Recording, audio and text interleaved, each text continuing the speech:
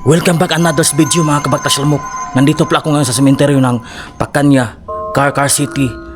Ating puntahan at ating i-update yung puntod ng babae na ni-rape di umano ng mga adik dito sa sementeryo mga kabaktas lamok. Bagong libing pa lamang at bagong libing pagkagabi hinukay ito ng mga adik mga kabaktas lamok at nilampastangan ito. Nilampastangan. Di umano ni-rape daw. So pasintabi po. I-live update na natin kasi i-vlog na natin to nung nakaraang taon. So magdadalawang taon na ngayon. So ating puntahan yung puntod, ating i-update mga kabaktas lamok. So samahan niyo mga kabaktas lamok. Tara let's. Sana huwag kayong magsawa na manood sa aking video mga kabaktas lamok dahil sa sobrang busy ko, kunti lang yung mga vlog ko. Kunti lang. Kasi sa busy trabaho. So tara lahat sa mga kabaktas lamok.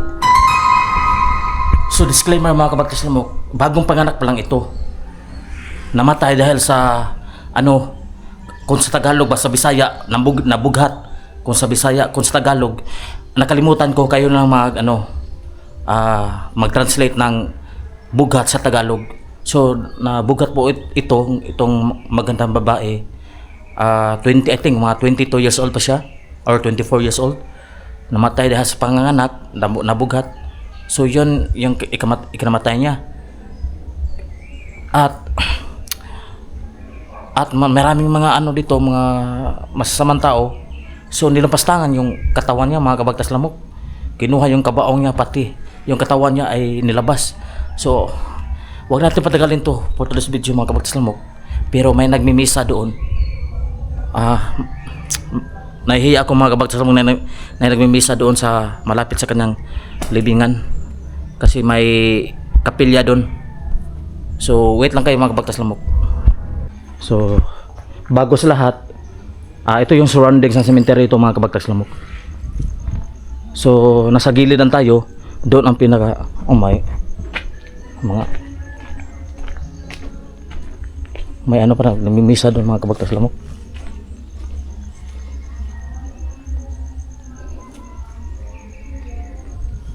So dito lang tayo sa gilid mga kabaktas lamok kasi may nagmimisa doon. Mauwaw ta.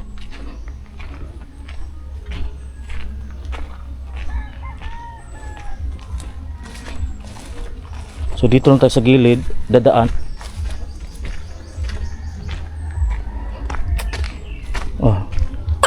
So kakahuyan na doon mga kabaktas lamok. May nagmisa doon, may maraming mga tao kasi shy type tayo mga kabaktas lamok.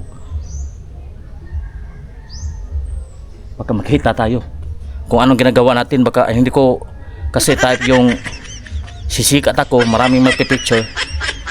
So hindi ko type yan. Hindi ko ganahan anak. So arita luyo pikas.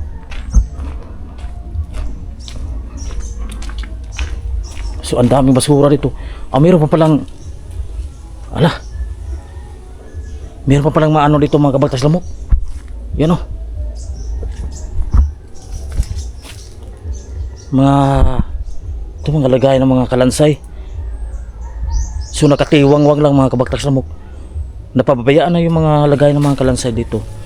Ang dami ba doon Yan. Baka may cobra dyan. Dito sa likod, tingnan natin. So nakakural na, may bakod na mga kabaktas lamok.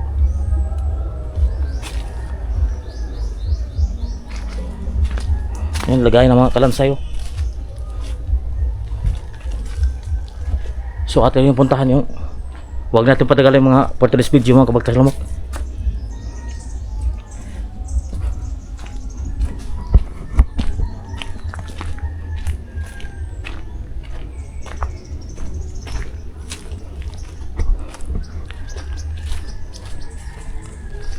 Ito maraming marami talaga mga patay mga kabaktas lamok. So maswerte lang tayo kasi buhay pa tayo ngayon. So nandito lang yun, yung puntod niya. yung magandang babaeng bagong panganak.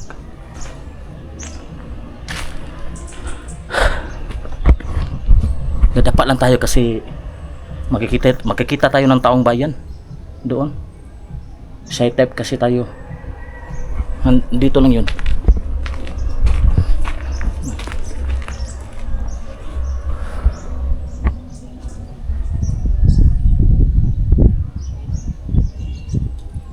Nawala yung puntod ng mga kabagtas lamok. Yung babae wala na dito mga.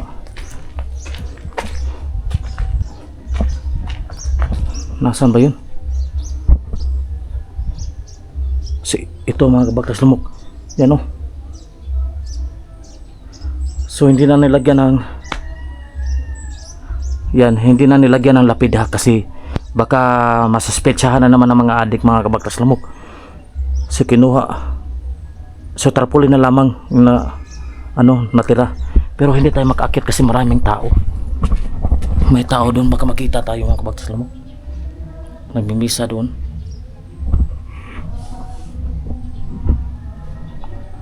So yan ang puntod niya mga kabagtas lamok, hindi nilagyan ng lapida. Baka masuspetsahan ng mga adik mga kabagtas lamok.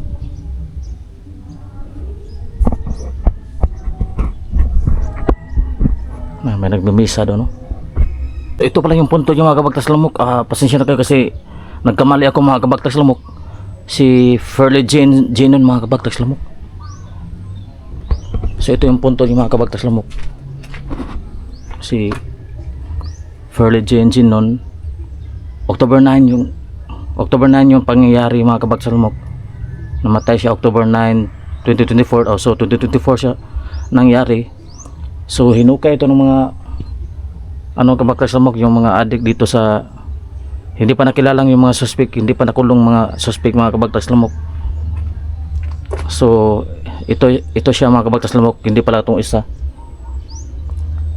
Yan, kaawa-awa itong mga kabagtas lamok kasi na ng mga adik dito sa ating bayan. Grabe mga kabagtas lamok, may mga tao pa doon. So nagkamali tayo mga kabagtas lamok.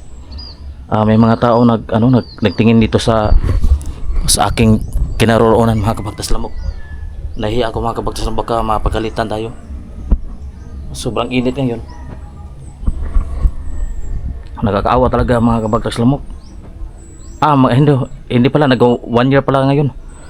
So to October 9, almost 1 year pala, hindi pa nagto 2 years mga kabagtas lamok. So 2024 pa. So ayan mga kabagtas lamok, pasensya na kayo kasi minsan tayo na magkakamali din tayo. Magkakamali din tayo kasi hindi hawak natin yung kaalaman dito sa mundong ibabaw mga kabagtas lamok. Dahil nababaliw na tayo ngayon sa sobrang dami ng problema. So ayan mga kabagtas lamok, dito lang tayo. So balik tayo sa daanan mga kabagtas lamok. So mga kabagtas lamok, hanggang dyan na lang tayo mga kabagtas lamok. Pasensya na kayo sa walay klaro nga vlog na to. So medyo makuhan tayo, ma-black out tayo sa sasabihin natin. Pasensya na kayo. So hanggang dito na tayo for this video mga kabagtas lamok. So marami tayong pupuntahan